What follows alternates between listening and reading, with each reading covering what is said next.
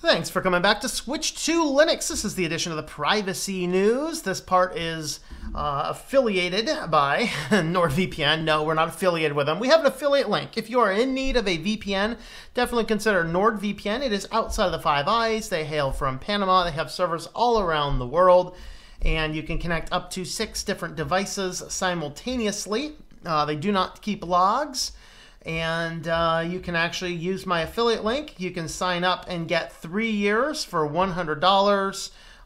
1 year, I think this boils down to is it like 87 or something? I forget what the math is. Or if you need a monthly plan just for a month, you can go ahead and pay $12 for that. So check out the affiliate link, tlm.li/Nord, and there will be a link in the description down below. And on to the privacy news. The first is Apple. Apple's Watch has had an ECG application and basically the ability to monitor your heart.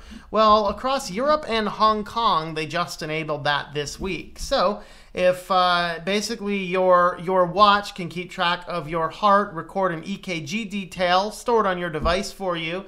Now, I like the fact that I'm not sure if the Apple ones are actually sending this to the cloud or not. They do say that it stays directly on the device. And if that's the case, that's the only type of situation. I would love some of these devices as long as I could find one that doesn't sync data to the cloud. Now, I'm concerned that syncing with the phone will then cross-sync it to the cloud. I'm concerned a little bit about that because it is connected to an iPhone, which inherently wants to check home to its home. I would love if some company out there can make me the technology to do all these things that these fitness trackers can do that will store only everything on it, and I can manually plug it through a wire into my computer and download the data. I'm a customer. But outside of anything else that's collecting all of the data, I don't really want that information out there. Now, of course, with this, they say that it doesn't go anywhere other than the device, and then you can print out a PDF or send a PDF to your healthcare provider for details. So I think, though, that they do seem to have a healthier balance in this than most of the other ones do. And again, I think the functionality for this was already in the United States. They are rolled out to you guys in EU and in Hong Kong. I'm not sure about the rest of the country over there. So we'll go ahead and see what is up with that. Now, Facebook news. HUD, Housing and Urban Development, is filing a lawsuit against Facebook. And this is Facebook's I don't know why you're doing this because we've been being very cooperative with you. Well, this stems back, and we've discussed this in the past a few times. This stems back to, in fact, this one only is reports going back to August 2018. I think the case is older than that.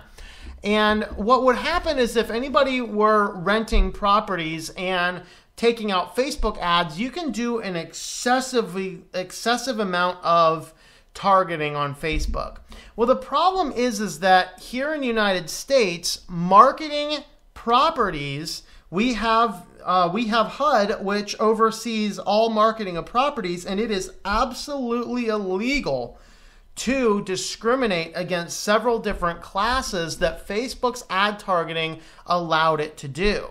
Now, several different groups started to file lawsuits, or started to at least file complaints with Facebook, and this past week, Facebook effectively settled with almost all of them. And so they came out, when HUD came out this week and sued them, they're like, why are you suing us? We're working with everybody. And I really think that HUD's doing it because, you know what? We don't want to take your backdoor settlement. We're going to go ahead and put all this information and all this evidence in the public record. That's what I see going on. With this. So basically, you can, as you're selling ads and things, so I'm running a few different ads on Google Ads and on Amazon on some of my books. And I can go in there and there's actually a new profile, which I haven't tried, which is all AI, and I kind of stay away from that. But the old method is utilizing keyword groups, keyword sections, where it will figure out the best place to put the ad. All right. I don't do things like that because I don't want to target things. That's why I set my ads to go by keywords. If you're searching for certain keywords, my ads may show up. But I don't want ads to show up because Google knows who you are. I don't believe in that kind of stuff. I speak against that kind of stuff, so I'm not going to use it. But with Facebook, when you go in, there is this ultra fine degree where you can actually go in and you can specifically say, I'm going to market this property only to middle class white Americans from X, Y, or Z neighborhood. You can draw a line around a map to distarget anybody in certain areas, and these are all complete violations of HUD laws regarding advertisements of properties. So the Fair Housing Act prohibits discrimination in housing and housing-related services, including online advertisements based on race, color, national origin, religion, sex, disability, or familial status. All right, and basically the Facebook ad profile allowed people to target based on these. Now, they've come back out and walked back some of these things and said, oh, we're not doing that as much as before. But the reality is they're still doing it way more than enough. And so HUD just said, you know what, I'm sick of playing the games, and filed the lawsuit. So we're going to see where this goes. Definitely an interesting thing. And this is why I'm not a fan of all of these different social media platforms that are just scooping up data. Okay, it's one thing if I'm going in there and I'm searching for something, I don't mind seeing ads based on what I'm searching for. I don't mind seeing ads based on content I'm looking at. I don't want some platform to give me ads based on what it knows about me. And that's what HUD is taking a strike against. And that's actually a good thing in my opinion. All right, so remember this guy here, Andrew Finch, who was involved in the swatting situation. So Andrew Finch, what he ended up doing is, this is the case where two guys got into a fight over a Battlefield. Was it Battlefield? No, it was a Black Ops game. I don't know. It was one of the Call of Duty games. It was one of the Call of Duty games. So that's what the Black Ops series. And they get mad at each other over like $1.50 bet or something. And so the guy calls out, and apparently Andrew Finch has a reputation for going out and swatting people. And so he calls this SWAT down in Wichita that he believes is the address of the guy. And this ends up resulting in the death of this man who was in no way involved in the situation.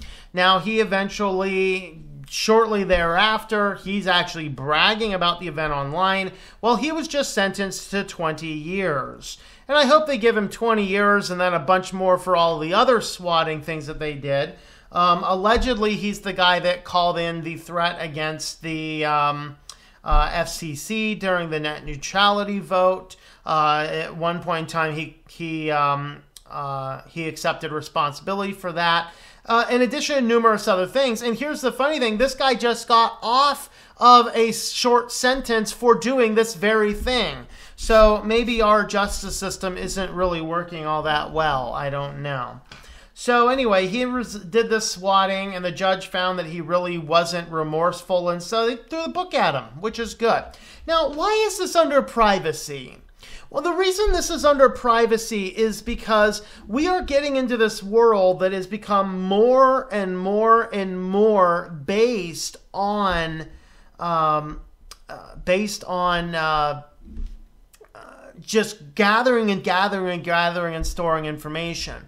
Nearly every company, it's like, we need your physical address. Why? I have an established mailing address, and all of the proper records are on file with the state. Why? I do not see why my mailing address is not sufficient for any product or service that I need in this country. But everybody now wants to verify your address, so then some moron can let the information slip, unsecure a database or any other means, and then information gets out, and then guys like this can commit swatting against you. This is a major victory for all of us live streamers, because the last thing I probably really need is some SWAT team busting down the door when I'm in the middle of a live stream.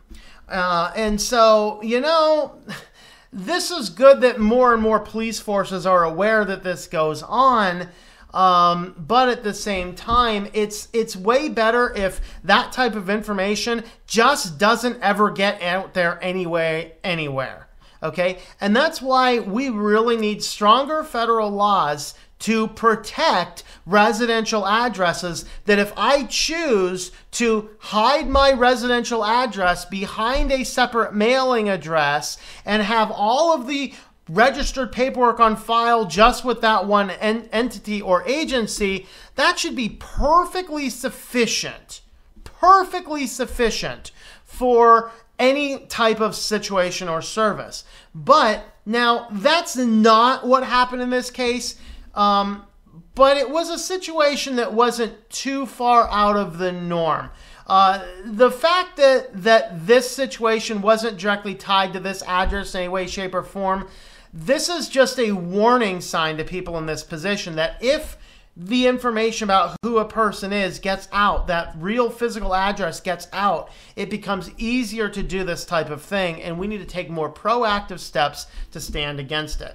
That's my thoughts. What are your thoughts about the situation? What are your thoughts about privacy, and what are your thoughts about mailing addresses? Should we have a full federal law that says, hey, this guy's got his real documents on file, let's leave it at that, and then everybody must accept a postal service address as a legal address, and if they need something for some other thing, get yourself a warrant and then waddle on down to the post office to figure it out. That's something that we need to protect ourselves in this crazy world. What do you guys think? Let me know in the comments down below. If you want to help support the channel, have a look at the links above me or in the description down below, and follow along on any of the social media channels that you may use if you want to get some show updates. Thanks for coming along, and I hope that you enjoy switching to Linux.